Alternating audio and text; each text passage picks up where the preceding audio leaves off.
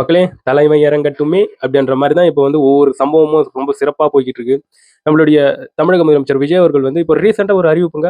அம்மா உணவகங்கள் எல்லாமே புதுப்பிக்கப்பட்டு வந்துகிட்டு இருக்கு. கூடிய சீக்கிரத்தில் ரொம்ப சிறப்பான தரமான சுவையான உணவுகள் வந்து பரிமாறப்படும். அந்த உணவகத்தில் வந்து தங்கு தடையின்றி மக்களுக்கு வந்து உணவுகள் வந்து பரிமாறப்படும் அப்படிங்கிற ஒரு நியூஸ் வந்து பிரேக்கிங் ஆயிட்டு இருங்க. இதெல்லாம் கேட்கும்போது உண்மையாவே ஒரு ஆனந்த கண்ணீர் ஆனந்த சிரிப்பாக நிறைய பேருக்கு முகத்தில் இருக்கும்ன்றதுல வந்து மாற்று கருத்தே கிடையாது.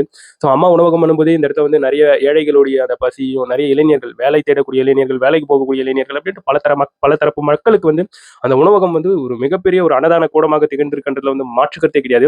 இன்னொரு பக்கம் ஜோசப் விஜய் அவர்களுக்கு வந்து வலுக்கும் கண்டனங்கள். அந்த கண்டனங்கள் என்னன்னு பார்க்கும்போது ஜனநாயகன் படம் வந்து ரிலீஸ் ஆக போகுது இல்லையா? ஸோ அதுல வந்து விஜய் அவர்களுடைய பெயர் ஃபர்ஸ்ட்ல இன்ட்ரோ சீன்ல வந்து போடுவாங்க இல்லையா?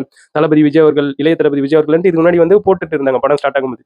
ஸோ இப்போ அந்த டைட்டில் அந்த அந்த பெயர்ல வந்து ஹானரபிள் தமிழ்நாடு சீஃப் மினிஸ்டர் அப்படின்ற மாதிரியான விஷயங்கள் வந்து போட வேணாம் அப்படின்ற மாதிரியான விஷயங்களை சொல்லி கேவிஎன் கிட்ட விஜய் அவர்கள் வந்து சொன்னதாக சில தகவல்கள் வந்து போயிட்டு இருக்கு. இதுக்கு இளைஞர்கள் கமெண்ட் செக்ஷன்லயும் தெரியும், சோசியல் மீடியாலும் சரி.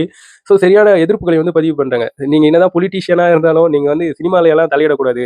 எங்க அண்ணன் பேர் முன்னாடி நாங்க வந்து த ஆனரபிள் சீஃப் மினிஸ்டர் இந்த மாதிரி பேர்லாம் நாங்க போட்டுக்கிறதுல உங்களுக்கு என்ன பிரச்சனை? அரசியல்வாதிகள் நீங்க இதுல வந்து தலையிடாதீங்க அப்படின்ட்டு இதுக்கு ஒரு கண்டனங்கள் வந்து வலுத்துக்கிட்டு இருக்குங்க.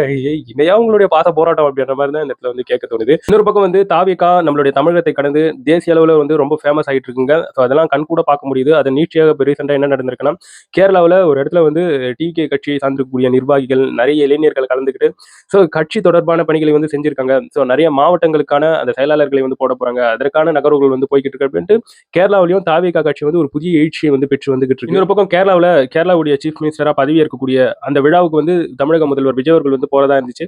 பட் திடீர்னு அது வந்து கேன்சல் ஆயிடுச்சு. இதுக்கு வந்து என்னவா சொல்லப்பட்டு வந்துகிட்டு இருக்குன்னா, அந்த இடத்துல வந்து அதிகமான கூட்டம் குவிஞ்சிரும் அப்படின்றதுக்காக தான் விஜய் அவர்கள் வந்து அந்த ஈவெண்ட் வந்து கேன்சல் பண்ணாரு. ஸோ அவர் வந்து போகல அப்படின்ற மாதிரியான விஷயங்கள் வந்து இப்போ சோசியல் மீடியால வந்து வைரல் ஆயிட்டு இருக்கு.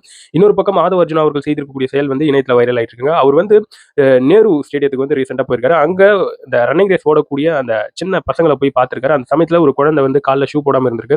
அந்த சமயத்துல அவங்க கூட இருக்கக்கூடிய ஒரு நபரை கூப்பிட்டு போயிட்டு ஷூ வாங்கிட்டு அந்த குழந்தைக்கு ஆன் டைம்ல அப்படின்னு சொன்னது இணையத்துல வந்து வைரல் ஆகி அவருக்கு வந்து பாராட்டுகள் வந்து குவிஞ்சிக்கிட்டு இருக்கு. அதே சமயத்துல சில கண்டனங்களும் குவிஞ்சிக்கிட்டு இருக்கு.